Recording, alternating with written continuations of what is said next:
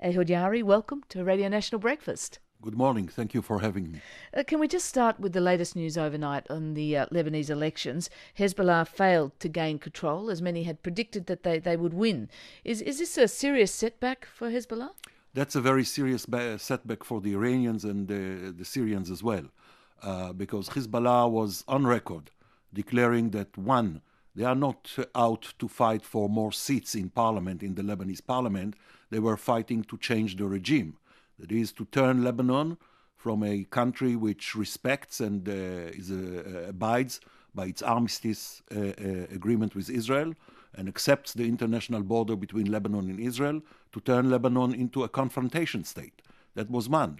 The second position taken publicly by Hezbollah, backed by the Iranians, was that they were going to equip the Lebanese regular army, on top of the Hezbollah forces, with Iranian weapons and anti-aircraft batteries and a lot. So what was at stake was Lebanon, whether Lebanon was going to join the Iranian-Syrian axis or stay within the camp of the Arab moderates. And luckily they lost. Oh, how do you think the Lebanese government shapes up now? Will it be a government of national unity again? Is that the only possible outcome? And does that mean that Hezbollah will remain inside the cabinet room? That's very possible, that Hezbollah will maintain their presence within the government, trying to get what they call the blocking third. That is an arrangement by which if a third of the ministers in the cabinet object to any decision, then it cannot pass. This is going to be debated now between the winners, the coalition that won the elections, and the coalition that lost the elections led by Hezbollah. But I would assume that we will see major effort to form another pretense national unity government in order to keep the calm within the country, and very important to Israel, along the southern border with Israel. Hezbollah's platform has always been based, to some degree anyway, on the fact that they claim the Lebanese army is weak and that therefore Hezbollah is needed there with the backing of Iran, as you've just said, to shore up and to be the only deterrent to a third Israeli invasion. That's been their pitch. What would it take, in your view, for Sheikh Nasrallah and Hezbollah to willingly give up their arms? Well, I think that the deal about Hezbollah's arms has to do with Iran. Iran views Hezbollah, which is totally subservient to Iranian interests, as a sort of a forward base from which to threaten Israel in case the Israelis decide to do anything about the Iranian nuclear effort. So Hezbollah is not going to give up arms because of domestic Lebanese considerations, only if and when we will have some arrangement concerning the Iranian nukes.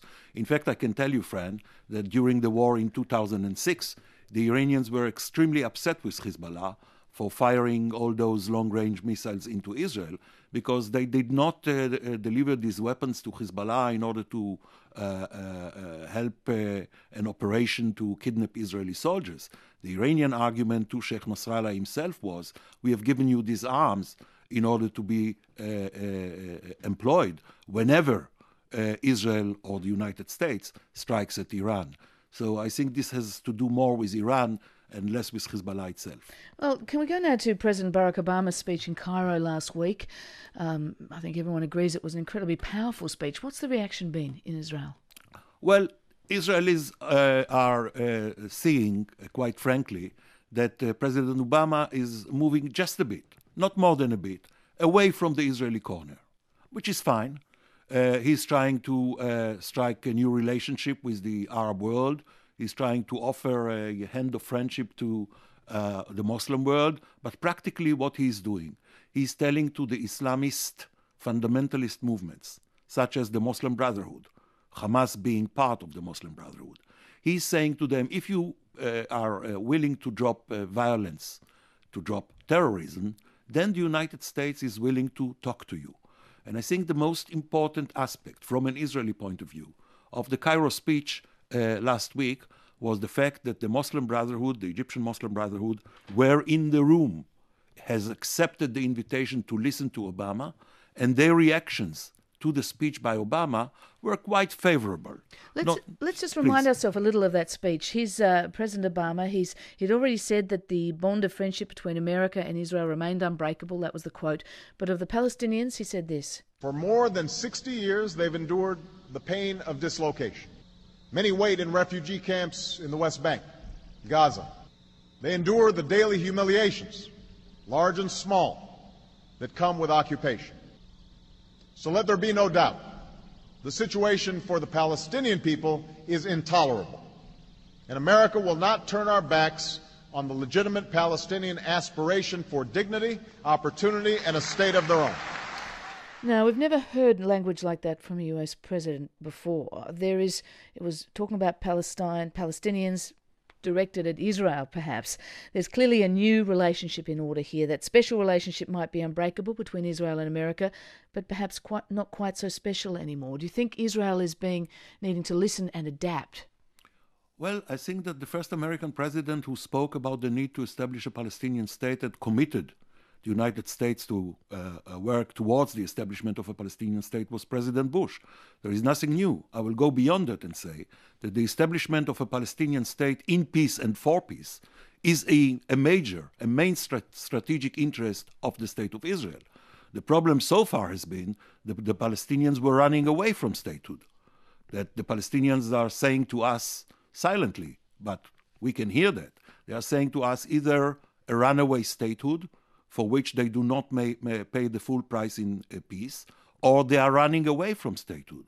If President Obama can steer the Palestinians toward standing on their own feet, towards accepting the requirements of peace and building a state, I think that he will find that the great majority of Israelis would be very happy about that. Nevertheless, there was the US president talking openly about the indignity of occupation.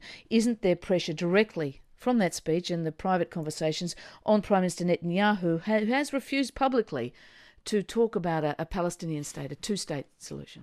Mr. Netanyahu is not against a Palestinian state. What Mr. Netanyahu is saying that during the past year or so of intense negotiations between the previous Israeli Prime Minister, Mr. Olmert, and the leader of the Palestinian Authority, Mahmoud Abbas, it turned out that the Palestinians were backing down from understandings about security arrangements that will follow the establishment of a Palestinian state.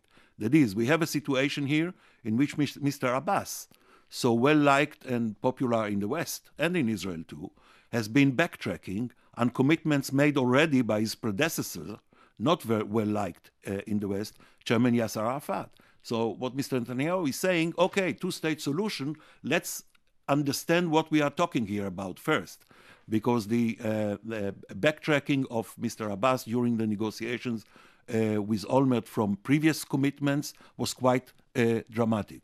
I think that you will see next week when Mr. Netanyahu makes a major diplomatic speech that he is willing to make an offer, both in terms of engaging the Palestinians on a two-state solution, and number two, that he is willing to move forward towards Obama's request that Israel freezes settlements. Anyway, Israel is not building new settlements. In a major speech next week. Yes. Ehud Yaari, thank you very much for joining us on Breakfast. Most welcome. Ehud Yaari is an Israeli TV commentator on Middle East affairs, has been for 35 years, a household name in Israel.